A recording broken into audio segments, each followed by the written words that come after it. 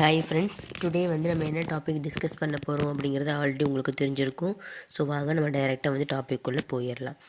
தந்தலை மலையில் ரகசிய வாயில் அப்படின்னு சொல்லி ஒன்று இருக்குது. அது என்ன அப்படின்னா, தந்தலை மலை உச்சியில் பார்த்திங்கன்னா ஒரு காலத்தில் யாருக்குமே அறியாத வகையில் ஒரு பாறை சுவர் இருந்தது அப்படின்னு சொல்கிறாங்க. அதே தான் பார்த்திங்கன்னா அருள் வாயில் அப்படின்னு சொல்லி சித்தர்களுக்கு மட்டும்தான் அது தெரியும் அப்படின்னு சொல்கிறாங்க.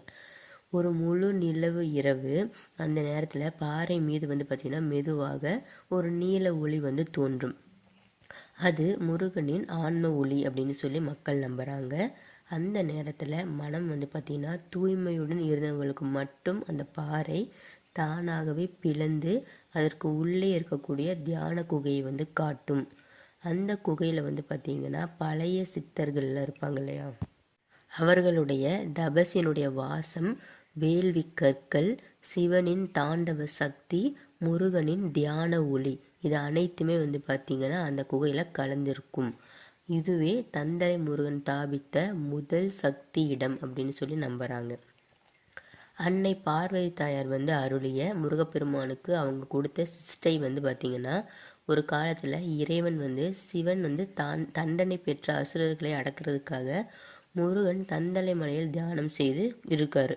அப்போது அன்னை பார்வதி அவரை நோக்கி அருள் வார்த்தையை வழங்குறாங்க.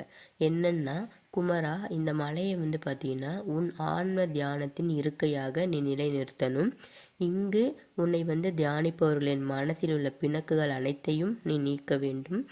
அந்த அம்மன் சொன்ன அந்த தருணமே மலை முழுவதும் பார்த்திங்கன்னா சாந்தமான காற்று வீசியதாகவும் அனைத்து மரங்களும் தாமரை மலர் வாசனை வீசியதாகவும், அதனால தான் தந்தலை மலை அம்மன் அருளும் முருகன் சக்தியும் இணைந்த தலமாக மாறியது அப்படின்னு சொல்கிறாங்க.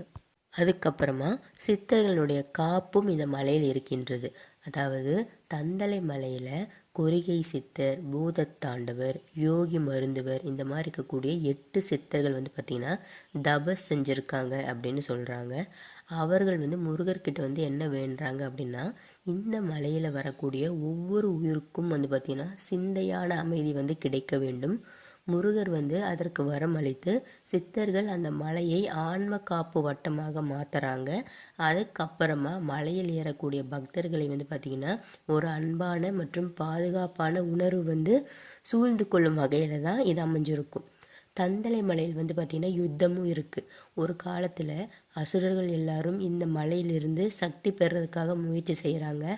அவர்கள் இரவு வேளையில் பார்த்திங்கன்னா குகை வாயிலில் நுழைய முயற்சி செய்கிறாங்க.